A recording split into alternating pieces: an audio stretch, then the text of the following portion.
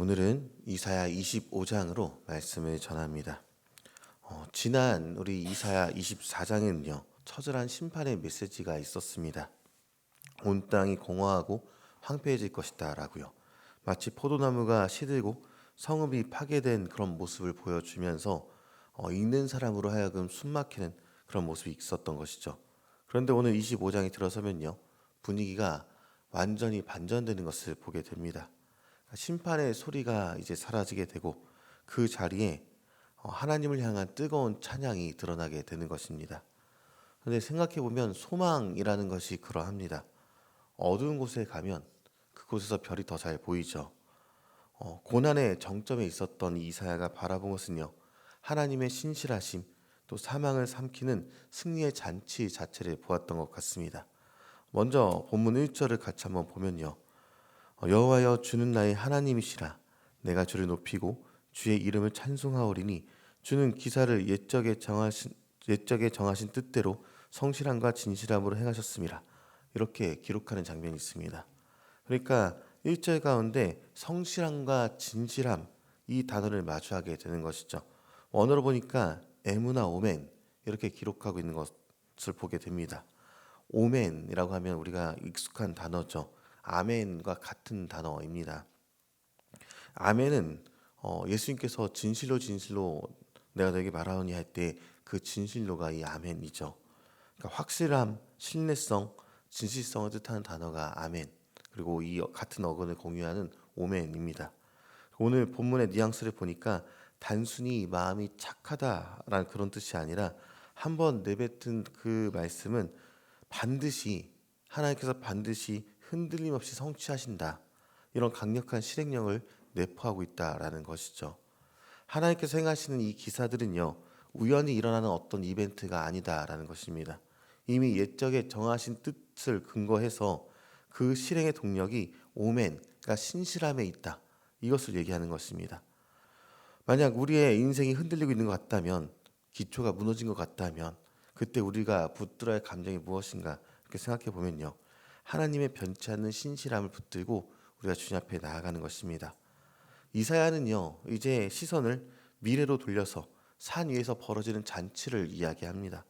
6절에 보면요, 하나님께서 만민을 위해서 기름진 것과 오래 저장했던 포도주로 연회를 베푸신다, 이런 이야기를 보게 됩니다.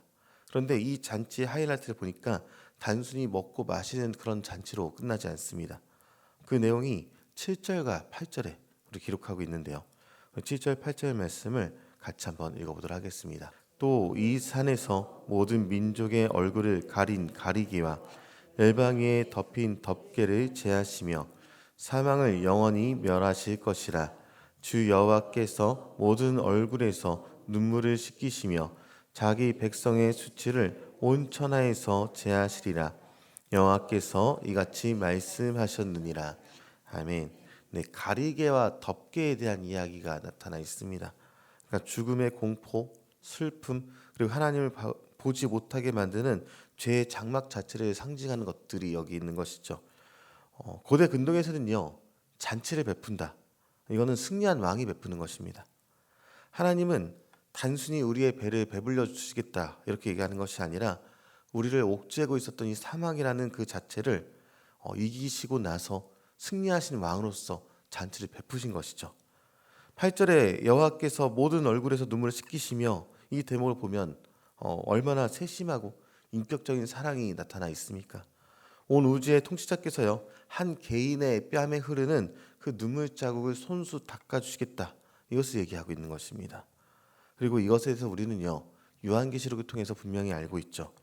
요한계시록 21장 3절과 4절에 보니까 하나님은 친히 그들과 함께 계셔서 모든 눈물을 그 눈에서 닦아주시니 다시는 사망이 없고 애통하는 것이나 곡하는 것이나 아픈 것이 다시 있지 아니하리니, 이렇게 기록하고 있는 것을 보게 되죠.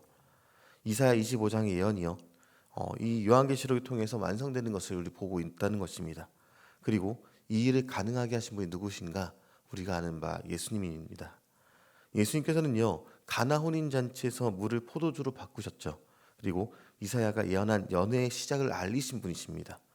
십자가에서 죽음을 맞이하셨습니다. 그래서 사망을 영원히 오히려 삼켜버리시는 그런 역설적인 승리를 만들어 내셨죠. 이사야가 바라본 그 산은요, 예수님이 오르신 갈보리 산입니다. 그가 알았는지 모르겠지만 분명히 예언하고 있다는 것이죠. 그리고 예수님이 다시 오셔서 완성하실 어린 양의 혼인 잔치를 이렇게 기록하고 있다는 것입니다. 중요한 것은요, 2700년 전 이사야 예언과 이 신약의 완성이 오늘을 사는 우리에게 어떤 의미를 주냐라는 것입니다. 거기에 대해서 오늘 9절에 우리에게 대답해주고 있다는 것을 봐야 되는데, 우리 9절 말씀을 같이 한번 읽어보도록 하겠습니다. 그날에 말하기를 이는 우리의 하나님이시라. 우리가 그를 기다렸으니 그가 우리를 구원하시리로다. 이는 여호와시라. 우리가 그를 기다렸으니 우리는 그의 구원을 기뻐하며 즐거워하리라 할 것이며. 아멘.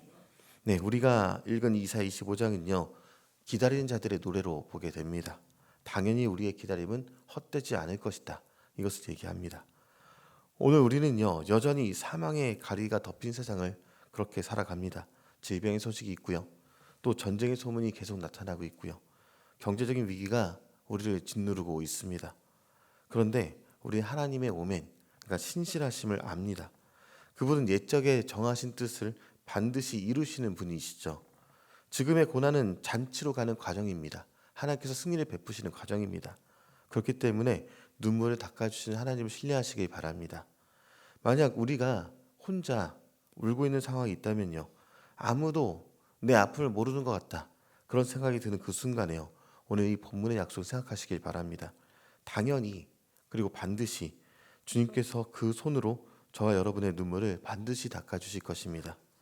주님, 우리의 고통에 무관하신 분이 아니라 그 고통의 근원인 사망 자체를 멸하신 분이십니다. 그렇기 때문에 우리는요, 현재를 잔치처럼 살 수 있다, 이렇게 보게 됩니다.